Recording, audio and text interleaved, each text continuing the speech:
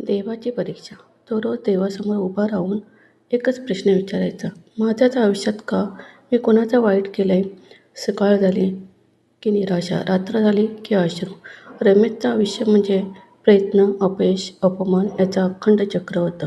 नोकरीसाठी अर्ज केले, परीक्षा दिल्या, लोकांच्या उंबरठ्यावर उभा राहिला, पण उत्तर एकच, नाही. गावातले लोक हसायचे, अजून किती वेळ स्वप्न बघणार? देव तरी ऐकतो का तुझं? हे शब्द त्याच्या काळजावर कोरले जायचे.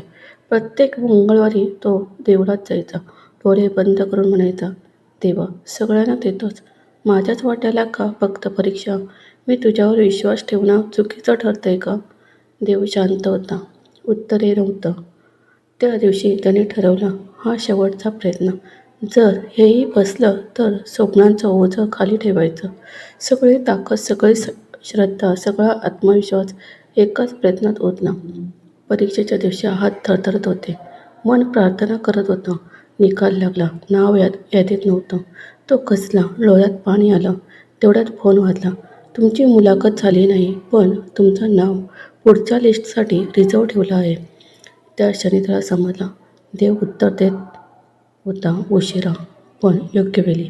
काही आठवड्यातच तोच फोन पुन्हा वाजला. कॉंग्रॅच्युलेशन्स, तुम्ही निवडले गेले आहात. त्या दिवशी रमेश देवळात गेला. डोळ्यात पाणी, ओठावर हसू. तो म्हणाला, देवा, तू माझी परीक्षा घेत होतास, माझा विश्वास मजबूत करत होतास. देव उशीर करतो पण नकार देत नाही. जोपर्यंत श्वास आहे तोपर्यंत आशा सोडू नकोस. त्या रात्री रमेशला झोप येईना. निवडीचा आनंद होता, पण मनात एक प्रश्न सतत घोळत होता. देव एवढा वेळ शांत का होता? तो पुन्हा देवळात गेला. आज तक्रार नव्हती, आज समजून घ्यायचं होतं.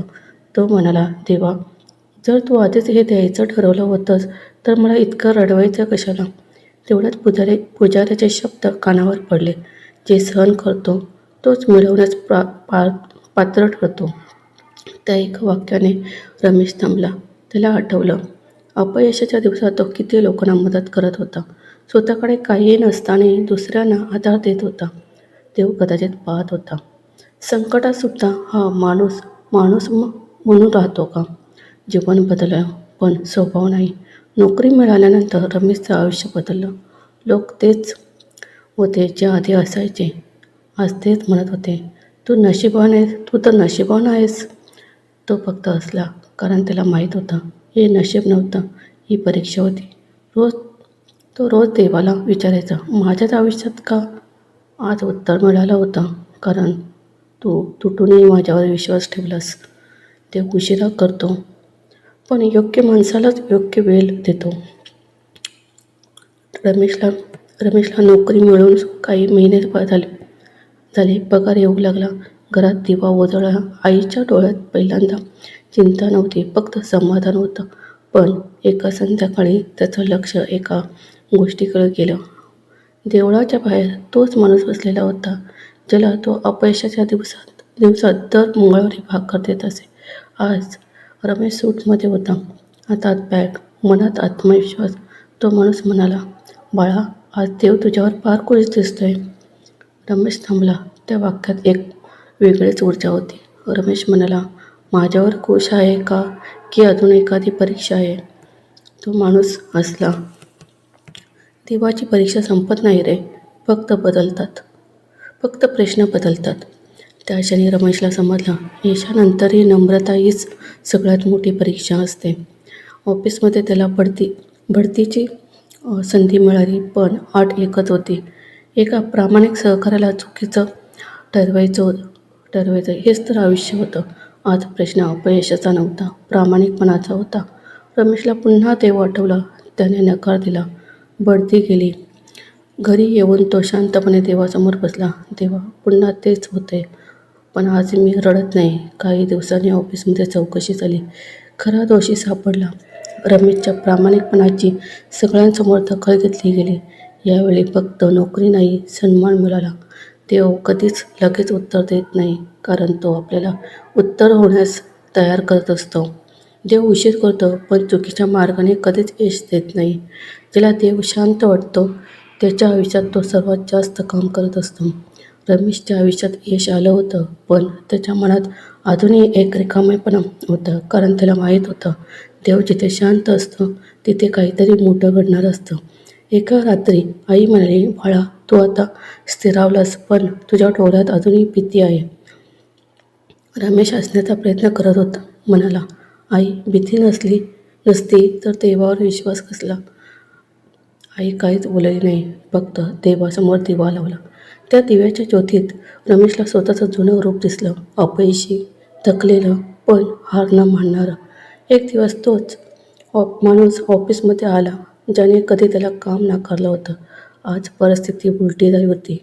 तो माणूस म्हणाला, "रमेश, माझ्या मुलासाठी नोकरीची शिफारस करशील का?"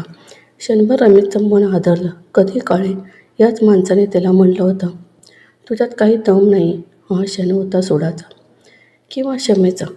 देव काहीच बोलला नाही. नेहमीसारखंच शांत.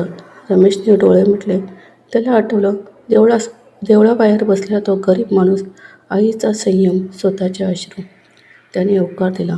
त्या रात्री तो खूप दिवसांनी शांत झोपला. कारण पहिल्यांदाच त्याने देवाची परीक्षा पास केली होती. यशात नाही, माणुसकीत. काही महिन्यांनी आई आजारी पडली. हॉस्पिटल, डॉक्टर, औषधं, पैसा लागत होता. रमेश घाबरला. तो पुन्हा देवाला विचारू लागला, "देवा, आता तरी का?" देव शांत होता. डॉक्टर म्हणाले, "ऑपरेशन करावं लागेल." रमेशचं जग थांबलं. पण त्या क्षणी तो सहकारी पुढे आला, ज्याला त्याने बढतीसाठी दोष दिला नव्हता. तो म्हणाला, "तू तेव्हा सत्य सोडलं नाहीस, आज आम्ही तुला सोडणार नाही." सगळ्यांनी मिळून मदत केली. ऑपरेशन यशस्वी झालं. आई शुद्धीवर आली तेव्हा फक्त एवढंच म्हणाली, "देवाने उशीर केला, पण माणसं पाठवली." त्या वाक्यात रमेशला सगळं उत्तर मिळालं. देव कधीच थेट येत नाही. तो लोकांच्या रूपात येतो, परिस्थितीच्या रूपात येतो, वेदनेच्या रूपात येतो आणि पाहतो, आपण अजूनही माणूस आहोत का? आज रमेश दर मंगळवारी देवळात जातो, पण मागण्यासाठी नाही, धन्यवाद द्यायला. तो आता देवाला विचारत नाही, "माझ्याच आयुष्यात का?" तो म्हणतो, "माझ्यावर विश्वास ठेवलास म्हणूनच ही परीक्षा दिलीस." देव उशीर करतो, कारण तो आपल्याला मोठं बनवत असतो. फक्त यशस्वी नाही, माणूस म्हणून.